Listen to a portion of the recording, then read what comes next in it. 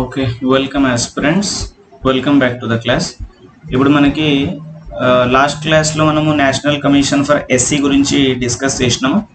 So ఇక్కడ మీకు తెలుసు ఎస్సీ కమిషన్ అనేది ఎస్టీ కమిషన్తో పాటు కలిసి ఉండేది. తర్వాత 2003లో రాజ్యాంగ సవరణ ద్వారా అది సపరేట్ అయింది అని మీకు తెలుసు. ఓకే, సో సపరేట్ అయింది అని తెలుసు. దేర్ఫోర్ ఎస్టీ కమిషన్ గురించి ఇప్పుడు క్లాస్లో ఒకసారి చూడండి. Okay, national commission for scheduled caste and the national commission for the scheduled tribe is also constitutional body the sense that it is directly established by constitution under article 338A. Okay, గుర్తుపెట్టుకోవాల్సిన point number 1 article 338A. So దీని యొక్క separate commission గురించి చూస్తే 65వ రాజ్యాంగ సవరణ 1990 అనేది SC మరియు ఎస్టీకి ఒక కమిషన్ని ఏర్పాటు చేసింది. మనం లాస్ట్ క్లాస్లో కూడా డిస్కస్ చేసినట్టుగా. దాని తర్వాత 1999లో ఏమైంది అని అంటే మినిస్ట్రీ ఆఫ్ ట్రైబల్ అఫైర్స్ ఏర్పాటు చేసినారు. కొత్త మినిస్ట్రీ క్యాబినెట్లో అంటే కౌన్సిల్లో. రిలేట్ చేసుకోండి ఎవరైనా 1999లో పుట్టిన వాళ్ళు ఉంటే. ఓకే, సో అప్పుడు ఏం చేసినారు అని అంటే ఇంతవరకు మరి ట్రైబల్ అఫైర్స్ మినిస్ట్రీ క్రియేట్ చేసేంత వరకు షెడ్యూల్ ట్రైబ్కి సంబంధించి బాగోగులు ఎవరు చూసేవాళ్ళు అని అంటే ministry of social justice and empowerment, సామాజిక న్యాయం మరియు సాధికారత మంత్రిత్వ శాఖ వాళ్ళు చూసినారు. దాని తర్వాత ministry of tribal affairs, so tribal అఫైర్స్కి సంబంధించి మంత్రిత్వ శాఖ 1999లో ఏర్పడింది. సో దాని తర్వాత సెపరేట్గా ఉండాలి. ఎందుకనంటే ఎస్టీల నీడ్స్ వేరు, ఎస్సీల యొక్క నీడ్స్ వేరు కదా. కాబట్టి ఇప్పుడు చేసినారు 2003లో ఒక రాజ్యాంగ సవరణ. 2003లో ఒక రాజ్యాంగ సవరణ చేసినారు. అది 338A ఆర్టికల్ని యాడ్ చేసింది. మరి ఆ రాజ్యాంగ సవరణ నంబర్ కూడా ఇంపార్టెంట్ కదా, అది 89. 89వ రాజ్యాంగ సవరణ 2003లో ఆర్టికల్ 338Aని యాడ్ చేసింది. తద్వారా national commission for scheduled tribals కోసం ఒక కమిషన్ వచ్చింది. ఇంతే. ఇంకా సో 2004లో సపరేట్గా ఎస్టీ కమిషన్ వచ్చింది. మరి ఎస్సీ కమిషన్ ఎప్పుడు వచ్చింది సపరేట్గా? అది కూడా 2004లోనే. దీని అర్థం ఏమిటి అని అంటే 2003 రాజ్యాంగ సవరణ చట్టం 2004 నుంచి అమల్లోకి వచ్చింది. సో 2003 వరకు కలిసి ఉన్నటువంటి ఎస్సీ కమిషన్, ఎస్టీ కమిషన్ 2004 నుంచి సపరేట్గా అయినవి అని నోట్ చేయాలి. సో దీంట్లో 1+1+3 ఉంటారు. Appointed by the president under his hand and seal, అంటే రాష్ట్రపతి యొక్క అధికార ముద్ర. అందరికీ యూజ్ చేయరు ఈ వర్డ్. ఓకే, అధికార ముద్ర అనే వర్డ్ అందరికీ యూజ్ చేయరు. ఎవరెవరికి యూజ్ చేస్తున్నారో ఒకసారి చూడాలి.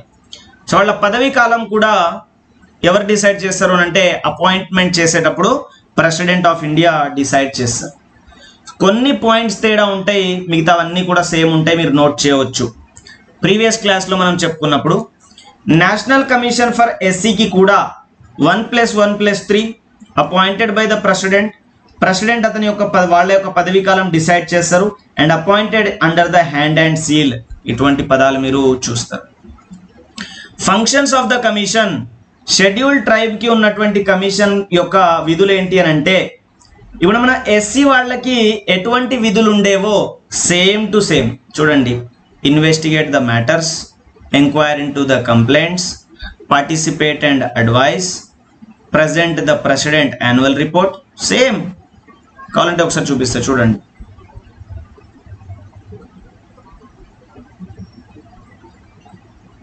ఇగో ఇది ఎస్సీ కమిషన్కి సంబంధించి, ఇది ఎస్సీ కమిషన్కి ఎగ్జాక్ట్గా యాజ్ ఇట్ ఈస్ ఉంటుంది.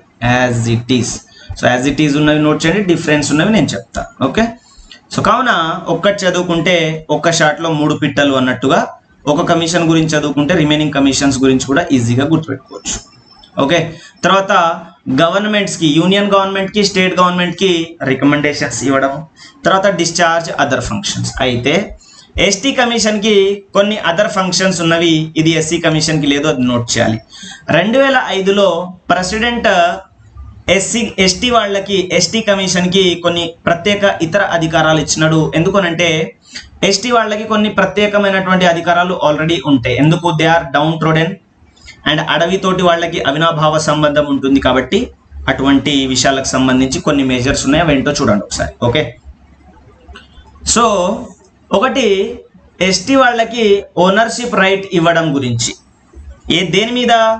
Minor forest produce. సో మనకి అడవులు ఏదైతే ఉంటాయో ఆ అడవుల్లో మైనర్గా కొన్ని ఉత్పత్తులు అవుతూ ఉంటాయి, మైనర్ ఉత్పత్తులు అని అంటాం. ఏంటివేంటివి అవి? లైక్ చింతకాయలు, చింతపండ్లు, తర్వాత ఏమైనా ఫ్రూట్స్ కావచ్చు, చిన్న చిన్న ఆకులు, కొమ్మలు, బెరడ్లు, ఓకే, హనీ. సో వాటిని మనం మైనర్ ఫారెస్ట్ ప్రొడ్యూస్ అని అంటాం. ఫారెస్ట్లో ఉత్పత్తి అయ్యేటువంటి చిన్న చిన్న ఉత్పత్తులు అని అర్థం. సో వాటి మీద ఓనర్షిప్ రైట్స్ ఇవ్వాలి. తర్వాత మినరల్ రిసోర్సెస్ మీద ట్రైబల్ కమ్యూనిటీస్కి ఉన్నటువంటి హక్కులని కాపాడాలి. అంటే వాటర్ రిసోర్సెస్, మినరల్ రిసోర్సెస్ మీద కూడా వాళ్ళకి హక్కులు ఉంటవి అని చెప్పేసి నోట్ చేయాలి. అండ్ ట్రైబల్ పీపుల్ యొక్క డెవలప్మెంట్ కోసం వాళ్ళకి సరి అయినటువంటి ఉపాధి అవకాశాల కోసం కూడా ప్రయత్నం చేయాలి, ఇది ఒకటి. అండ్ ఎవరైతే డెవలప్మెంట్ ప్రాజెక్ట్స్ వల్ల డిస్ప్లేస్మెంట్కి గురి అవుతారో, సపోజ్ ఇప్పుడు నల్గొండలో ఒక డెవలప్మెంట్ ప్రాజెక్ట్ చేస్తున్నాము, లెట్స్ సే నల్లమల్ల అడవుల్లో డెవలప్మెంట్ ప్రాజెక్ట్ చేస్తున్నాము. సో అక్కడ ఉన్నటువంటి ట్రైబల్ పీపుల్ వేరే దగ్గరికి పంపించాలి. సో అట్లాంటి వాళ్ళ యొక్క ఎఫికసీని ఇంప్రూవ్ చేయడానికి, సో వాళ్ళ యొక్క లైఫ్స్ని ఇంప్రూవ్ చేయడానికి మెజర్స్ తీసుకోవాలి. తర్వాత ట్రైబల్ ల్యాండ్ ఏలియనేషన్ అనేది ప్రివెంట్ చేయాలి. అంటే మనం చాలామంది చూస్తూ ఉంటాం, అండ్ గతంలో కొన్ని మీరు హిస్టరీ చదివేటప్పుడు నోట్ చేస్తారు, కొన్ని ఉద్యమాలు కూడా జరుగుతాయి. ఎందుకు అనంటే ట్రైబల్ పీపుల్ యొక్క ల్యాండ్ని వేరే వాళ్ళు ఆక్యుపై చేయడం. సో ల్యాండ్ ఏలియనేషన్ అంటే వాళ్ళు వాళ్ళ ల్యాండ్ నుంచి దూరం చేయబడతారు అన్నమాట. తర్వాత సోషల్ అఫారెస్టేషన్లో అంటే మనము ఫారెస్ట్ని పెంచడానికి, ఫారెస్ట్ని కాపాడడానికి మెజర్స్ తీసుకోవాలి. అండ్ వాళ్ళ యొక్క ఇన్వాల్వ్మెంట్, వాళ్ళ యొక్క కోఆపరేషన్ కోసం ప్రయత్నం చేయాలి. సో ఇటువంటి చర్యలు కూడా కమిషన్ తీసుకోవాలి. తర్వాత Panchayat extension to schedule area act 1996 పెసా యాక్ట్ని అమలు చేయడానికి కూడా కమిషన్ అమలు చేయడానికి కావాల్సినటువంటి మెజర్స్. సో ఫుల్గా ఎవరు ఇంప్లిమెంట్ చేయాల్సిన బాధ్యత దీనికి ఉండదు, ఇది ఇంప్లిమెంట్ చేయదు, ఇది కేవలం రికమెండేషన్స్ ఇవ్వాలి, మెజర్స్ ఇవ్వాలి, స్టడీ చేయాలి, అంతే. ఇదేమీ కూడా ప్రాక్టికల్గా అమలు చేయడానికి లేదా యాక్షన్లోకి దిగడానికి లేదు. తర్వాత ఫస్ట్ ఏం చేయాలి అంటే రెడ్యూసింగ్ ద షిఫ్టింగ్ కల్టివేషన్, పోడు వ్యవసాయం అని అంటాం మనం. సో ఆ పోడు వ్యవసాయాన్ని రెడ్యూస్ చేయాలి. తర్వాత ఆ పోడు వ్యవసాయాన్ని కంప్లీట్గా స్టాప్ చేయాలి. గతంలో ఈ పాయింట్ మీద క్వశ్చన్ వచ్చింది. సో డైరెక్ట్ ఏమని అడిగినాడు అంటే కంప్లీట్గా ఇమ్మీడియట్గా స్టాప్ చేయాలి అని అడిగినాడు. సో ఇమ్మీడియట్గా స్టాప్ చేయడానికి వీల్లేదు, ఫస్ట్ రెడ్యూస్ చేయాలి అండ్ దాని తర్వాత స్టాప్ చేయాలి. సో రిపోర్ట్కి సంబంధించి సేమ్ నేషనల్ కమిషన్ ఫర్ ఎస్సీకి ఉన్నట్టే రిపోర్ట్ తీసుకుపోయి ప్రెసిడెంట్కి ఇస్తారు, ప్రెసిడెంట్ యాక్సెప్ట్ చేస్తారు, యాక్సెప్ట్ చేయని కొన్ని వాటికి రీజన్స్ చెప్తారు, తీసుకుపోయి పార్లమెంట్కి ఇస్తారు. అండ్ రాష్ట్రాలకు సంబంధించినటువంటి రిపోర్ట్స్ గవర్నర్కి ఇస్తారు, గవర్నమెంట్ కూడా అన్యాక్సెప్టబుల్ ఉన్న వాటికి ఎందుకు యాక్సెప్ట్ చేయాలో చేయలేదో రీజన్స్ చెప్పి రాష్ట్రాల అసెంబ్లీల ముందు ఉంచుతారు అని చెప్పేసి నోట్ చేయాలి. సో దానికి ఉన్నట్టుగానే దీనికి ఉన్న పవర్స్ కూడా సేమ్. సివిల్ కోర్టుకి ఉన్నటువంటి అధికారాలు దీనికి ఉంటవి, సివిల్ కోర్టుకి ఉన్నటువంటి అధికారాలు దీనికి ఉంటవి అని చెప్పేసి ఈ పాయింట్స్ అన్నీ కూడా సేమ్. సో లాస్ట్ క్లాస్లో ఎక్స్ప్లెయిన్ చేసిన కదా. ఓకే, సో దీనికంటే ముందు class national commission for the SC, so అది మీరు ఇక్కడ ఇంప్లిమెంట్ చేసుకోవచ్చు. Okay, so let us see some questions. కొన్ని క్వశ్చన్స్ చూడండి. షెడ్యూల్డ్ తెగల జాతీయ కమిషన్ రాజ్యాంగంలోని ఏ అధికరణ ప్రకారం స్థాపించబడింది? 338A. సో మొదట ఏ రాజ్యాంగ సవరణ చట్టం కింద SC/ST కమిషన్ ఏర్పాటు చేసినారు? 65 1990లో 65వ రాజ్యాంగ సవరణ ప్రకారము ఎస్టాబ్లిష్ చేసినారు. సో ఎస్టీల కోసం ప్రత్యేక కమిషన్ ఎప్పుడు వచ్చింది? 2004. ఎస్సీల కోసం కూడా 2004లోనే. దీని అర్థం ఏంటి? 2003లో చేసినటువంటి సవరణ 4లో అమల్లోకి వచ్చింది అని అర్థం. సో ఎస్టీ కమిషన్ యొక్క విధి కానిది ఏది అని అడిగినాడు. ఓకే, సో ఎస్టీ కమిషన్కి ఉన్నటువంటి విధి కానిది ఏది అని అంటున్నాడు. ఓకే, ఎస్సీల సామాజిక ఆర్థిక అభివృద్ధిలో పాల్గొని సలహాలు ఇవ్వటం. ఎస్టీ కమిషన్ ఎస్సీల దానికి ఎందుకు పోతుంది? పోదు కదా. సో ఇది ఆన్సర్ అన్నమాట. సో ఎస్టీల ఓకే, ఎస్టీల ఓకే, ఇంకా మీరు వేరే చదివినా చదవకపోయినా బట్ ఇక్కడ ఎస్సీ అనే పదం కనిపించింది. సో ఎస్సీలకి సంబంధించి సపరేట్ కమిషన్ ఉంది. ఓకే, ఈవెందో మీరు ఇట్లాంటి మిస్టేక్ చేయకూడదు. ఎగ్జామ్లో క్వశ్చన్ మొత్తం చదవాలి. ఓకే, క్వశ్చన్ అండ్ ఆప్షన్స్ అన్నీ చదివిన తర్వాతనే you go to the answers. Okay, so but ఇది సింపుల్గా ఎలిమినేట్ అయిపోయింది అని అర్థం. ఓకే, సామాజిక ఆర్థిక ప్రణాళికలు కూడా ఇది చేస్తుంది. కానీ ఎవరికి సంబంధించి? ఎస్టీలకు సంబంధించిన సామాజిక ఆర్థిక ప్రణాళికలు చేస్తుంది. ఎస్సీలకు సంబంధించి దానికి ప్రత్యేకమైనటువంటి కమిషన్ ఉంది. ఓకే, సో మళ్ళీ క్రింది అధికారాలలో ఎస్టీ కమిషన్కి లేనటువంటి అధికారం ఏది అని అంటున్నాడు. సో ఎస్టీ కమిషన్కి లేనటువంటి అధికారం ఏది అని అంటున్నాడు. సో ఏ వ్యక్తినైనా పిలిపించి హాజరుపరచడము ఇన్వెస్టిగేషన్లో ఉన్నటువంటి అధికారం ఏది? ఏదైనా డాక్యుమెంట్ని పిలిపించడము ఉన్నటువంటిదే. సాక్ష్యాలు మరియు డాక్యుమెంట్ల పరిశీలన ఇది కూడా ఉన్నదే. కానీ సివిల్ క్రిమినల్ కేసులకు తీర్పులు ఇవ్వటం అనేది ఎక్కడ మనం చర్చించలేదు. ఓకే, సో దీనికి సివిల్ పవర్స్ ఉంటాయి కానీ ఇది జడ్జ్మెంట్స్ ఇవ్వదు, తీర్పులు ఇవ్వదు. ఓకే, సో అట్లా ఉన్న కన్ఫ్యూజ్ అవడానికి అవకాశం ఉంటుంది. బట్ ఇక్కడ క్రిమినల్ అనే వర్డ్ కూడా ఉంది. ఈ వర్డ్ని మనం ఎక్కడ క్లాస్లో యూజ్ చేయలేదు, కావున ఇది ఆన్సర్ అవుతుంది.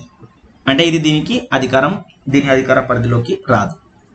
సో ఉమ్మడిగా ఉన్నటువంటి ఎస్సీ ఎస్టీ కమిషన్లను వేర్వేరు కమిషన్లుగా విభజించడానికి దారి తీసినటువంటి రాజ్యాంగ సవరణ 89 రాజ్యాంగ సవరణ 2003.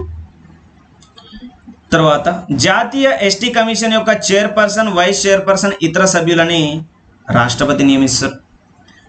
2005లో రాష్ట్రపతి పేర్కొన్నటువంటి అదనపు విధుల్లో గిరిజన ప్రజలు దూరం కాకుండా నిరోధించే చర్య ఏది? సో దేనికి దూరం కాకూడదు వాళ్ళు? సో భూమికి దూరం కాకూడదు. అఫ్ కోర్స్ ఒకవేళ ఆల్ ఆఫ్ ద అబోవ్ అనే ఆన్సర్ ఉంటే ఇవన్నీ కూడా ఆన్సరే అవుతాయి. కాకపోతే భూమి అనేది, ఎందుకంటే ఇక్కడ స్పెసిఫిక్గా ఈ దూరం అనే వర్డ్ ఏలియనేషన్, ఇంగ్లీష్లో దూరం అనే వర్డ్ ఏలియనేషన్. సో ఏలియనేషన్ అనే వర్డ్ అప్రోప్రియేట్గా ఎవరికి వాడతాం అంటే ల్యాండ్కి వాడతాం. కాబట్టి ఇది ఆన్సర్ అవుతుంది. జాతీయ ఎస్టీ కమిషన్ ఎంత తరచుగా రాష్ట్రపతికి నివేదిక ఇవ్వాలి అంటే ఇయర్లీ, యాన్యువల్గా వాళ్ళు రిపోర్ట్ ఇస్తారు. సో ఎస్సీ కమిషన్ కూడా, బీసీ కమిషన్ కూడా యాన్యువల్గా రిపోర్ట్లు ఇస్తారు వాళ్ళు. ఎస్టీల సంక్షేమం కోసం ఒక ప్రత్యేక అభివృద్ధిపై ప్రత్యేక దృష్టి సారించేందుకు ఏ మంత్రిత్వ శాఖను ఏర్పాటు చేసినారు? గిరిజన వ్యవహారాల మంత్రిత్వ శాఖ 1999లో ఏర్పడింది. ఓకే, సో ఇది మనకి ఉన్నటువంటిది జాతీయ commission for the scheduled tribe. So scheduled ట్రైబ్కి ఉన్నటువంటి జాతీయ కమిషన్. ఏం గుర్తుపెట్టుకోవాలి ఇక్కడ నుంచి మీరు అని అంటే, ఒకటి ఆర్టికల్ 338A, తర్వాత 65వ రాజ్యాంగ సవరణ, ఉమ్మడి కమిషన్, సంవత్సరం కూడా గుర్తుపెట్టుకోవాలి 1990. తర్వాత 1999లో మినిస్ట్రీ ఏర్పడింది. అంతకుముందు సోషల్ జస్టిస్ మినిస్ట్రీ ఉండేది. మళ్ళీ ఇంకొక సవరణ 2003, అది సపరేట్ చేసింది. 89వ రాజ్యాంగ సవరణ 338A యాడ్ చేసింది. తదనుగుణంగా 2004లో కొత్త కమిషన్ ఏర్పడింది. ఎస్సీ కమిషన్ కూడా కొత్తగానే వచ్చింది, ఎస్టీ కమిషన్ కూడా కొత్తగానే వచ్చింది. ఓకే, తర్వాత చైర్పర్సన్, వైస్ చైర్పర్సన్స్ ముగ్గురు ఉంటారు. హ్యాండ్ అండ్ సీల్ ద్వారా అపాయింట్ చేయబడతారు. ప్రెసిడెంట్ డిటర్మైన్ చేస్తారు వాళ్ళ పదవీ కాలం. దానికి ఉన్నటువంటి అధికారాలు జనరల్గా గుర్తుపెట్టుకోవాలి. 2005లో షెడ్యూల్డ్ ట్రైబ్కి తీసుకొచ్చినటువంటి ప్రత్యేక అధికారాలు, అది కూడా నోట్ చేయాలి. Panchayat extension to scheduled areas act 1996, అది కూడా ఫ్యాక్ట్ గుర్తుపెట్టుకోవాలి. అండ్ పోడు కల్టివేషన్. సో ఇది అధికారాలన్నీ గుర్తుపెట్టుకోవాలి. దేర్ ఫోర్ కమిషన్ రిపోర్ట్ ఎవరికి సబ్మిట్ చేస్తుంది అనేది కూడా గుర్తుపెట్టుకోవాలి. ఓకే, సో విత్ దిస్ మనకి నేషనల్ కమిషన్ ఫర్ ఎస్టీ కూడా అయిపోయింది. తర్వాత నెక్స్ట్ క్లాస్లో మనము నేషనల్ కమిషన్ ఫర్ బీసీ తోటి ఈ 3 కమిషన్స్ యొక్క క్లాస్ మనకి కంప్లీట్ అయిపోతుంది. Okay, so thank you for joining. Next క్లాస్లో మనము మీట్ అవుతాం.